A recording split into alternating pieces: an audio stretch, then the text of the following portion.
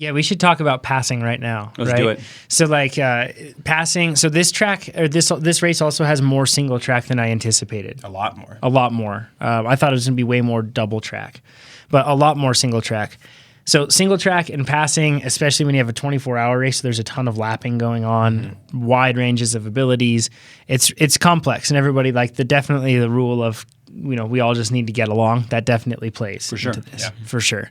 Nobody needs to make any dangerous passes, anything else. For sure. But I figure it's probably worth some time. Hopefully what we can do is recruit you listeners to kind of spread this as spreaders of goodwill and good practice to other people. When I say a dangerous pass, it doesn't just come down to the passer to make it dangerous. It comes down to the person that's being passed as well. So something that I noticed is that I would come up on a lot of people and they would and holding your line is better perhaps than shifting into your line, but at the same time, they would never move over. So I had a bell on my bike and about 50 meters, 100 meters behind them, I would start dinging it, just occasionally. And then once I would get close enough to where I feel like they could hear me without me yelling, because you don't want to yell at people, then I would say coming up behind you whenever there's a safe point to pass. And many times there were plenty of safe points to pass, but they just weren't interested in pulling over, right? And they just kind of held their line stuck in the center of the single track. So then it was up to us to make a pass. When there's cactus lining the course, that makes for not only a sketchy situation, obviously, for the passer, but also for the person being passed, right? Yeah. Go ahead. Go ahead, Nate. What happens is, so if you maintain your speed and you expect the person to pass to come around you on an opening, those openings usually aren't very big. And it can be hard to accelerate fast enough. And then when their opening shuts down, they have to come back in. So what can happen is you can collide. And I think we saw, I think you saw too, some of the really fast people do that and collide with people. Oh, yeah. I think everyone gets passed and everyone passes people, everyone. Totally. I think the safer way is the person who is going to get passed, when you pull over, you slow down and come out into the other area. Totally. Because you can always slow down a little bit more, and then the person that's faster goes by. And that's you can also, when someone's coming up, you can do that. You can plan it earlier, and it makes it even safer then, I think, for that person to go through. And then that way you don't have two collision of bodies. Yeah, I would kind of give a sprinter's gap almost, like we talk about in criterium racing that you've mentioned, Pete. So then I could have some line of sight. Exactly. And then I could see where to pass a person. Then I could build up some momentum, make the pass quickly. And even, as you got passed, didn't you do the proper thing and would pull off off the course? Yep. What I had at night, it was really easy to tell because you could see the lights coming up behind you. Yeah. And somebody from Construction Zone Racing, which they won, it was insane so fast. How fast they are. So fast. Yeah, Trudeau, Riveros, and the whole crew. Good job.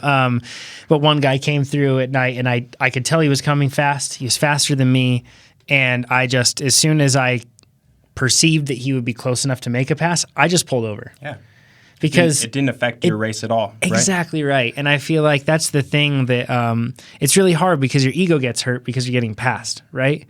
But at the same time, you just have to swallow that and then just think about the fact that they're going faster. It's not like I can change something to go fast all of a sudden and pass them or do something like that. I should just pull over. It keeps everybody safe. And the other thing that I thought of when I was doing this too is if you're faster and you've come up on somebody that's slow, you've already slowed down your race, right? So then when a person that's in front of you just refuses to slow down, if you're really looking about fairness, this person's already slowed down behind you. Wouldn't it be fair if you slowed down and moved over to the side for a bit, so that, and then it's safe for everybody? It's not like it's a situation where just one person has to yield, I think. It's a spot where if both people are open to it, and if listeners of this podcast can do this, if everyone's open to just making it safer, it's going to be better. And the two other parts of this is one, if you're the person behind, you got to chill. You make yourself known. It's never a rush, even though you might feel it's a rush. You say, when you get a chance, don't put pressure on it, because you put pressure, especially on newer riders. I've been there. Then crazy things happen. It can get even worse. Oh, yeah. But also, too, if you're the front person, don't feel like you have to pull off in a dangerous place just because someone's behind you is faster. Still be safe.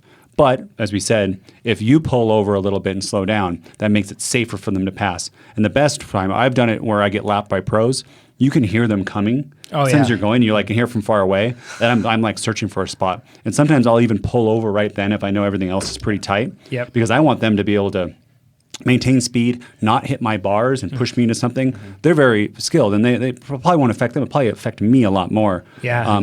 So that's just some tips. And kudos, a lot of people did a really great job pulling over. Oh, heck I would yeah. say The vast majority. for sure. So thank you guys. Like I had such a good time even talking to people as you were passing them. It was cool. It was cool. And it's not that we're super fast too, but Totally. it's just there's we were people getting past 2 at times. and there's people doing the 24-hour stuff, and they're just obviously they're not going as fast as people doing single laps every 5 hours. Right. Like even if you're fitter than all of us, it's not going to happen. I have to be honest too. The pros and the guys that are super experienced, you couldn't tell that they had passed you because they were so good at doing all these things, like giving you room and knowing when to pass. They're looking ahead of you even, so they know when they're going to pass, and they were so smooth at it that it didn't disrupt us at all. Yeah. The last note that I would add is headphones. I did come up on the only like nasty passing situation that I had to make was a guy that had headphones in, and he had headphones. I called out a few times and he wouldn't move over. I wasn't just going to make a pass because when you have headphones on and you can't hear a person, you're also like in your own little space, right? So then when somebody comes into your vision, you get startled. So I didn't want to cause any problems there, but eventually I had to like yell loudly and say, "Hey, I'm behind you and I want to get by." Yeah. And when I said that guy was like, "Well, you can wait." And I was like, wow. And then I said, "You can take your headphones out." And then I made a pass. Don't put headphones in a race situation. Even just any time on the trails, it's kind of an inconsiderate and unsafe thing to do, but especially a race situation. I'm pretty sure it's not legal to wear headphones at It those shouldn't races. be. Yeah. It shouldn't be for sure. And if you're you shouldn't do it, but do one ear. How do you feel about music on the bike? Yeah, a lot of people had that playing out, and especially a race like this, because you can probably cover the vibe of the race. It's like some people say it's like Burning Man and bikes, and I think all of us. I mean, I haven't been to Burning Man, but you get kind of a feel for what it would be when you're here in Reno, and I don't think it was at all like that. Pete and I have been to Burning Man lots of times, and it is not like Burning Man of bikes. It is like a cross race that's over the whole weekend with camping. Yeah, it's like a rowdy weekend cross race where the fans are out, everybody's having a good time. There's people with music on their bikes, there's costumes, there's heckling, drinking while you're racing, and everybody has to camp in the same spot. Yeah, and a lot of humans. Yeah. Yep. And it's like a pop-up little. It doesn't feel like a pop-up city to me. It feels like it feels like a race. But there's a ton of people. So because of that, there were plenty of folks with like little Bluetooth speakers on their bikes blasting out music, and I'm totally cool with that. I don't want to ride with you. But like, but you can still hear what's going around. Yeah. As long as it's not too loud, and I've never seen it too loud. I actually kind of like when I pull up on those people. It was cool. Like they're having a good time. Yeah.